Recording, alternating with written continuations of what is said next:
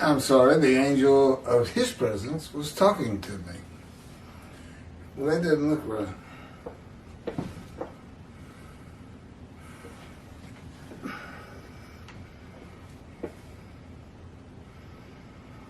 This is, I believe, part 3, chapter 21. I missed chapter 20, by the way. I'm going to have to redo it after this one. Translations of the Hebrew Bible. Again, chapter 21 comes in different sections until you finally get to Isaiah 52 and 53 with Rashi's commentary, which of course has already been done. All these have been done before. This is the third time.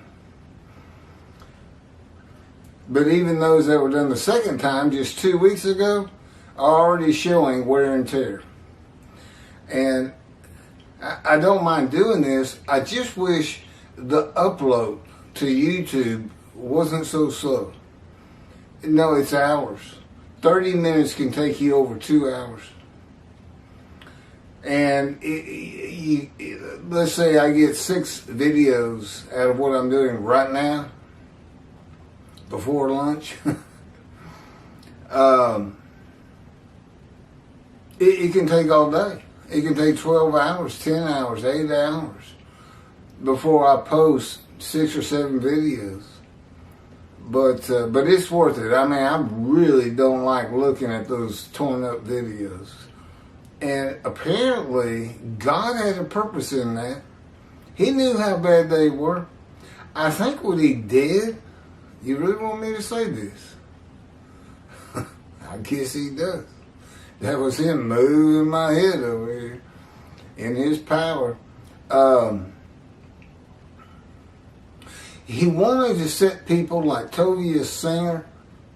I can't believe you've done that. And Jews for Judaism, Kravitz and Michael Skoback, for them to go to him, if their people are telling them, look, there's somebody out here you need to look into. You're responsible to your flock. If God's acting in the world and he's doing it for the Jewish people, you need to check it out and tell us what you think. Because it's kind of above our pay grade, as they say.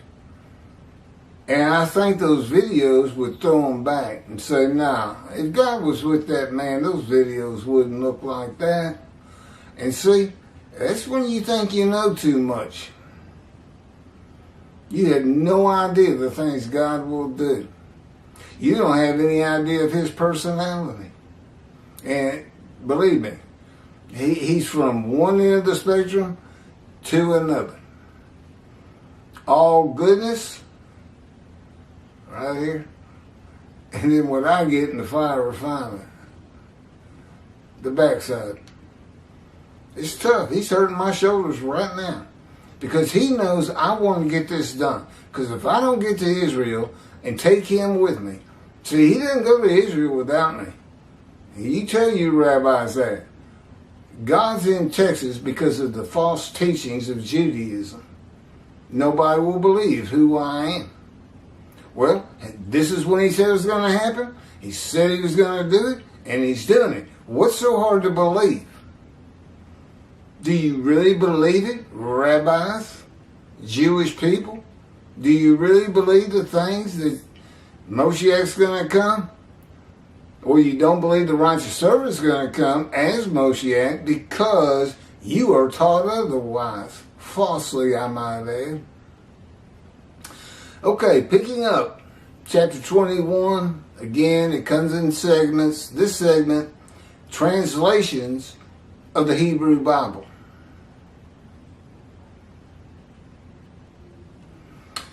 Rashi's commentary on Isaiah 52 and 53, translated from Hebrew to English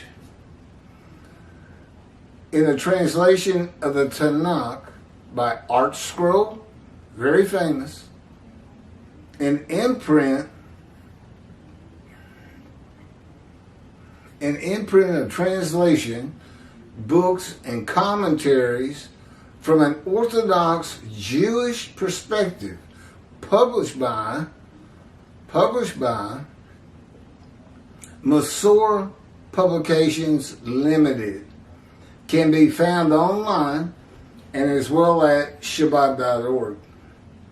And the translation of the verses in Rashi's commentary are identical at ArtScroll and Shabbat. My commentary on Isaiah 52, 13 through 15, in quotes, and all of Isaiah 53 proper, is based on the translation of the Jewish Publication Society, who began to combine a new edition of the translated Bible and the concept of a completely new translation. Gradually took hold, and the task was begun in 1955. Sputnik went up in 57, when I was born. And the Jewish people had created a state in 1948 and were making it bloom again. That's Jeremiah 31. In 1955 and published in 1985. That's the one you want. Before 1985, the edition, even the Jewish Publication Society had the same problems that ArtScroll, Jews for Judaism, Tovia Singer and Outreach Judaism, same problems. They don't have the quotes. And they put a real dent in Jews for Judaism, not knowing them. And Tovia Singer, his commentary that Isaiah 53 is Israel is so ludicrous, it barely bears comment. I know, he's got 66,000 followers. Anything he says is gold. That's why me and God are still in Texas. And he's not coming to Israel without me. I am his prophet like Moses, his visible representation. God is throughout the world. Okay? But you don't know it if he doesn't have a man, a guy, like he had Moses. And all the prophets. Joshua. All of them. The Leningrad Codex is the oldest complete edition of the Hebrew Bible. In existence, it dates to around 1008 to 1010 AD. However, the Leningrad Codex, although complete, is not the best quality Hebrew manuscript. Although carefully handwritten, it was corrected against the Aleppo Codex. And the Aleppo Codex remains the best quality manuscript. The Leningrad Codex, however, is so reliable that it is the Hebrew text from which nearly all modern translations have been translated. But they've gone through some things. Sometimes it's Hebrew to Greek, the Septuagint to English, or there were people there were translations from Hebrew to English, and they didn't think it was good enough, and they started working on it again, which is what I think everybody I'm talking to are dealing with. And they lost the quotations, which are extremely important. The JPS found them. Why can't your rabbis find them? Tovia Singer can't find them. Kravitz and Michael Skoback, Jews for Judaism, they can't find them.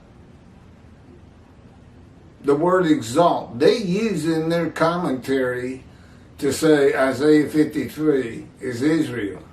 They use it in their commentary, and they call it world exaltation. Chapter 13 of 52, which begins the quotations. Now, those quotations are for the righteous servant, and that would be me.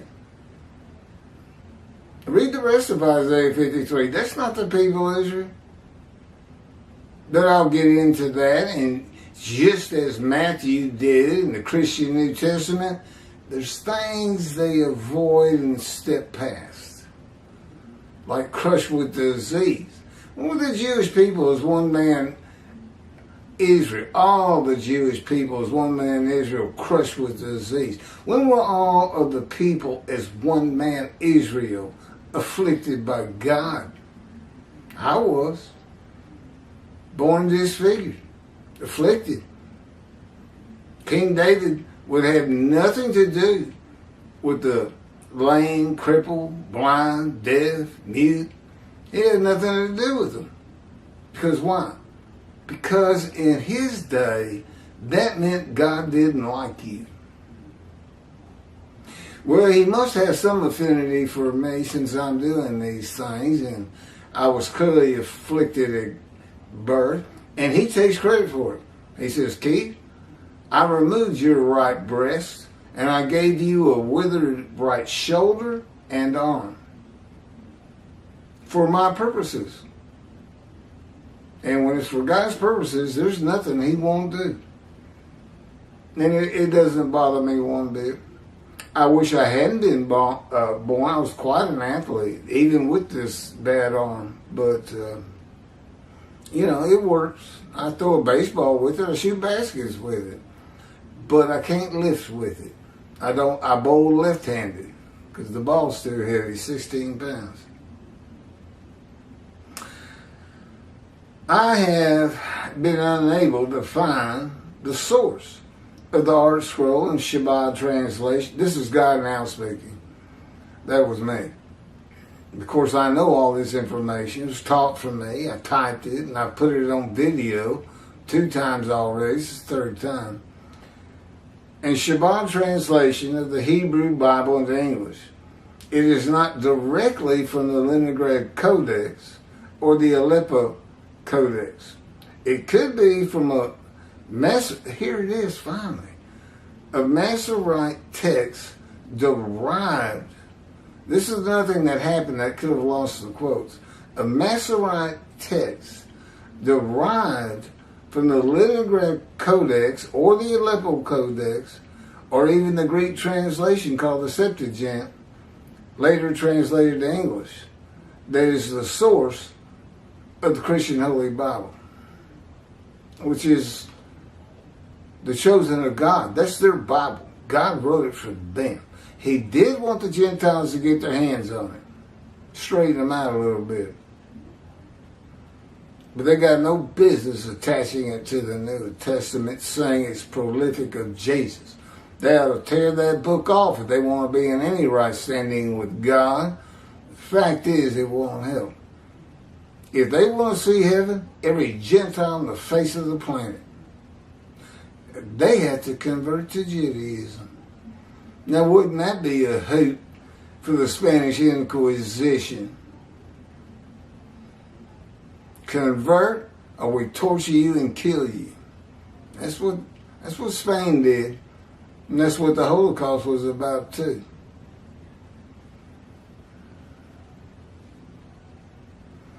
Isaiah 53:10 is the one verse that cannot be proven by witnesses as having occurred and is the most controversial.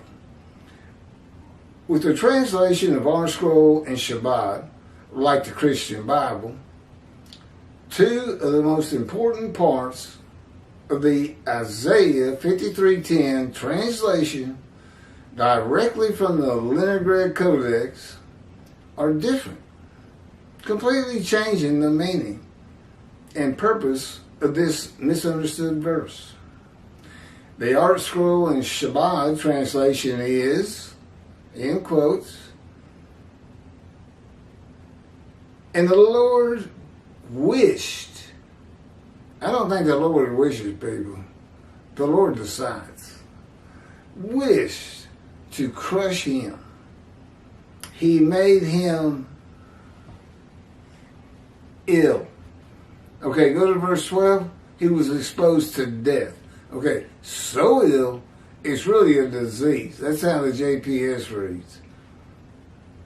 It made him ill. That's what the Christians use. Well, does anybody know when Jesus was ill? I don't. If his soul makes itself restitution. My soul can't talk. I don't know about yours. I'm going to assume, we're just going to go with, it means the person that we're talking about. The righteous servant. If he makes restitution, he shall see children. He shall prolong his days, long life. And God's purpose shall prosper in his hand. Maybe. Does that sound like Jesus? Would he ever say he was guilty of? How many children did he have? How long was his life after 30 when he was crucified?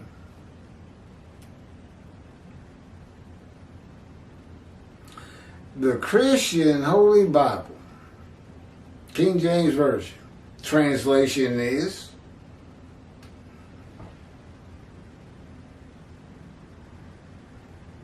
yet it pleased the Lord to bruise him. He hath put him to grief. Fire of refinement will put you to grief. When thou shalt make his soul an offering for sin, he shall see his seed, he shall prolong his days, and the pleasure of the Lord shall prosper in his hand.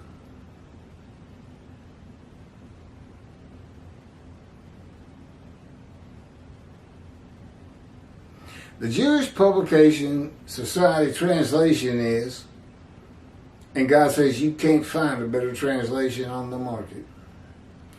But the Lord chose to crush him by disease, and he's exposed to death. That, and I was, that if he made him 4 times, that if he made himself an offering for guilt, he might see offspring and have long life, and that through him the Lord's purpose might prosper. God had Isaiah write Isaiah 53, just as he had Moses write the Torah, at his command and direction. The multiple purposes of how Isaiah 53 is written were no more possible for Isaiah to know than Moses could know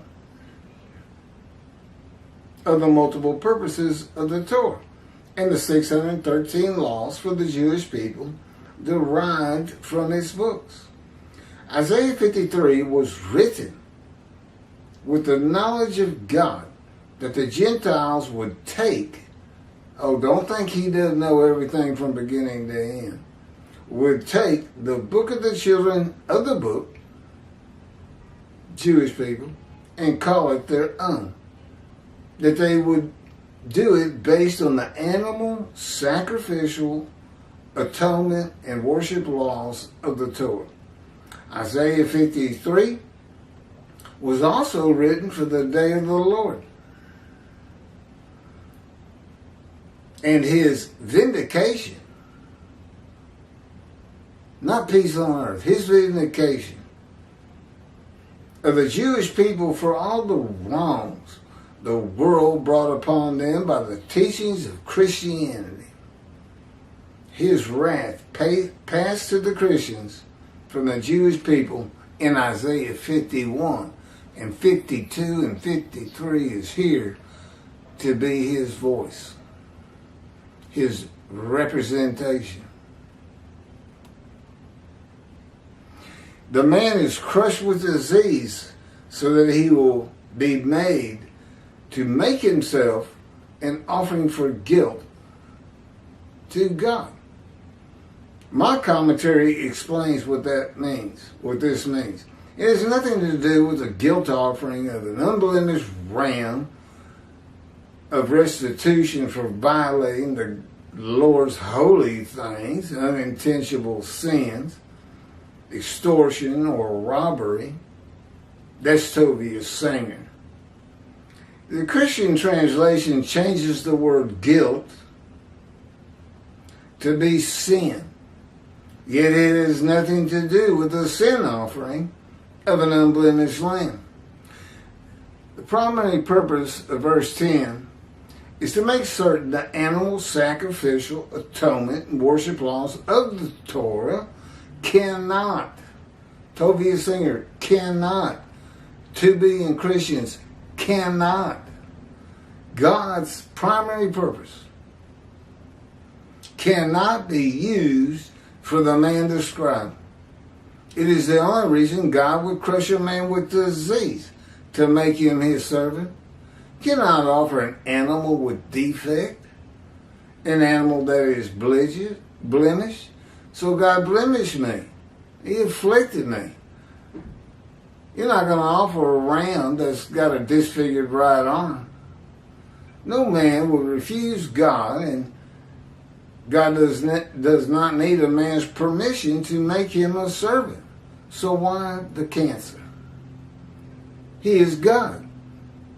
In the book of Ezekiel, God seized him and made him suitable for the purpose of being a prophet to the Assyrian Babylon exiles in God's fire of refinement. This is Ezekiel chapter 3, verses 7 through 9. But the house of Israel will refuse to listen to you, for they refuse to listen to me. This is God talking. For the whole house, this is the description of the fire of refinement. For the whole house of Israel are brazen of forehead and stubborn of heart, but I will make your face as hard as theirs, and your forehead as brazen as theirs. I will make your forehead like adamant, harder than flint. Do not fear them, and do not be dismayed by them, though they are a rebellious breed.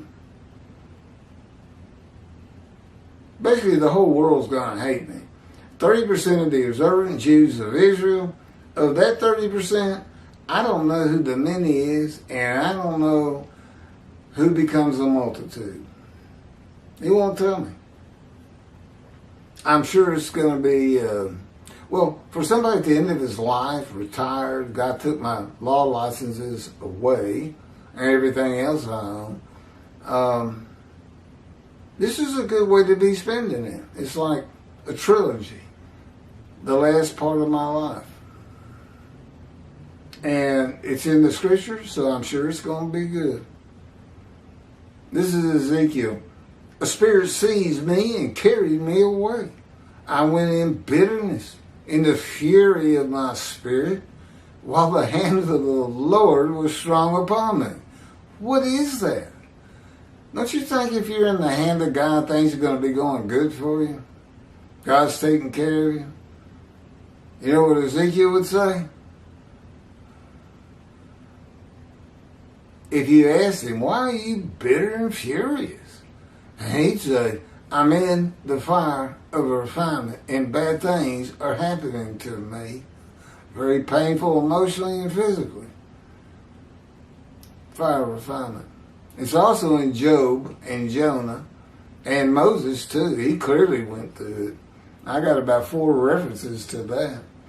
The purpose and meaning of Isaiah 53, last paragraph, is completely changed if it is not fulfilled by a particular man, defected in body and blemished in the day of the Lord. That's not Israel. They're not afflicted by God. Show me how many Jewish people are born disfigured. Show them to me. And tell me when it happened. And when they were blemished. Oh, was that when they told their first lie? Okay, everybody on the earth is blemished. In the day of the Lord. By making himself an offering for guilt that has nothing to do with restitution of the souls of all Jewish men and women at one time, or has nothing to do with the animal sacrificial laws of the Torah for the forgiveness of sin or guilt by the sacrifice of an unblemished lamb, sacrifice of a human being. You really think, Christians, you want to stand before God and tell him you believe he's a man, a God, of human sacrifice? I don't think you do. I know him. And basically, you would be gone from his presence if you even uttered such a statement. And yet that's your belief, to be sin-free and go to heaven. You ain't going to last long there. God says they're not going to heaven. No Gentiles forgetting their sins. No Gentile is going to heaven. The heaven is for the Jewish people, and that's in the Hebrew Bible. And they can read it and figure out what's going on with the new JPS 1985 and these videos. And they can convert to Judaism. Kind of like the Spanish Inquisition, huh? Believe in Jesus and his resurrection, or we're going to torture you and kill you. Isn't that what you did, Gentiles? Back at you. I would share this video with any Christian or Gentile I know. But then again, I bring the wrath. And I bring the reckoning to the rabbi. And I'm working real hard on that too. Yeah, they still got their heads stuck in the sand. We'll see what happens. See, I know God's behind all this, so I really don't have to worry about it.